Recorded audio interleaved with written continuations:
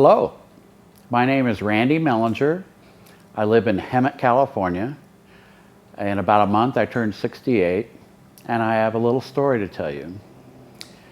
4 years ago in 2014, I was at a fireworks show at the Links at Summerley Golf Course, a place I used to work at. After the show, with the lights off during the fireworks show, I was leaving with a large crowd, and unfortunately for me, trying to get around a person who cut in front of me, not her fault, I tripped over a brick. I had no idea what I had tripped over because it was dark. I fell into an unlit fire pit. It was 12 feet across and it was 2 feet deep. I was holding my chair, looking down at my chair, trying to get around the woman when I hit the brick.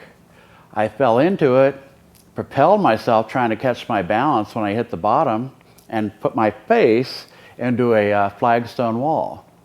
Unfortunately for me, I did not pass out, or maybe fortunately, because I might have gone into shock otherwise. But I did not pass out. Everything from here to here was completely crushed, and everything was ripped off my face by the force that hit the wall. If you look at the pit today even, the fascia of the flagstone brick is still off. It was knocked off by my face, of all things. I was screaming in pain, but for some reason I couldn't breathe. The woman I had gone around turned out to be an EMT or a paramedic. And then she jumped right in there immediately, and she grabbed my tissue of my face right out of my throat so I could breathe again. Everything had come off my face and literally got lodged in my throat.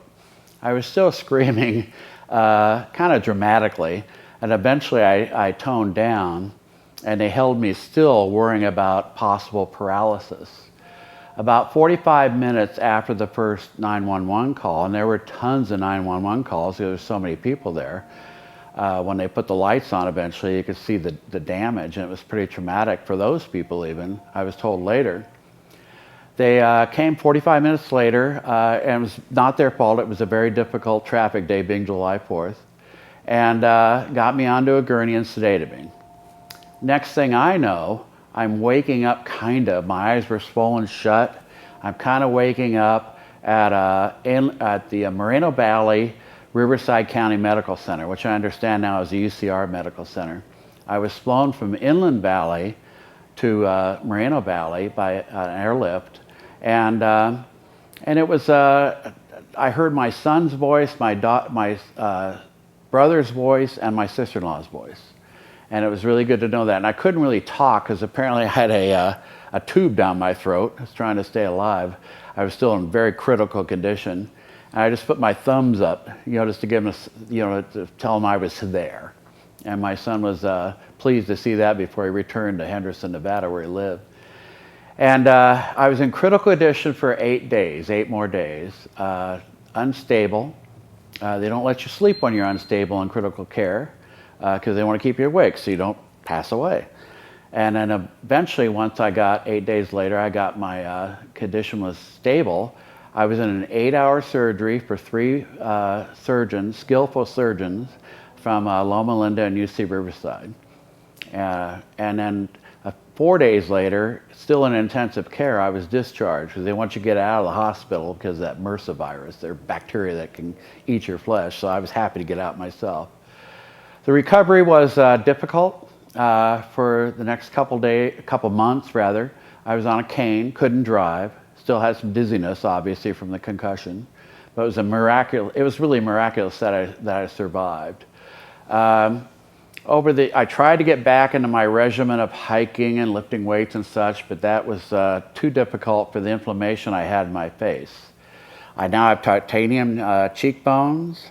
My face was ripped off. I had nerve damage on both sides that caused significant pain constantly.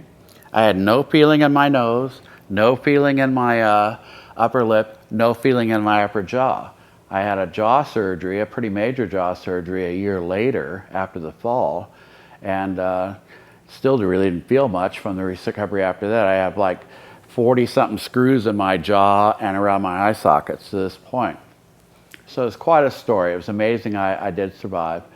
However, After 3 years, late last fall of 2017, my pain progressively got worse. I was doing some short hikes and some walking, no weightlifting or anything, like playing some golf, but the inflammation was getting very intense. The pain was hard to bear.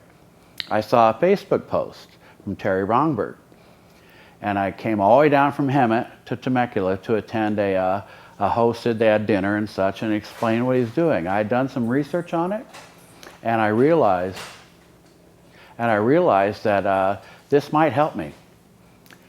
So therefore, I started the program in early this year, in 2018, and it's an amazing program. There's a lot of nutrition, there's a lot of treatment, 3 days a week, and after a couple months, I started getting tingling in my nose, which was kind of an unusual feeling because there was totally numb for 3 years.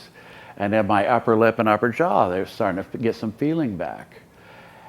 Less than a month later, I had 100% feeling back in my nose, in my upper lip, and my upper jaw. That's the hardest thing to get used to. Your upper jaw, when it's been numb, you really don't taste a whole lot, and you have hard to chew and all that such. So despite the jaw surgery and the dental work I had, $10,000 worth of dental work, chewing was quite difficult. Now it's a lot easier, which is unfortunate for me because I love Mexican and Italian food.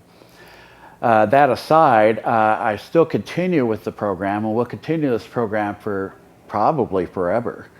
Because now that I got the feeling back, I realized that my nerves are back in business. In other words, they have a chance to heal. With the titanium cheekbones, my lead surgeon had told me in a clinic follow-up that you may or may not get feeling back. You may have pain there the rest of your life. And so the program here has really been a godsend. It's really helped me, and I couldn't endorse it any further than that.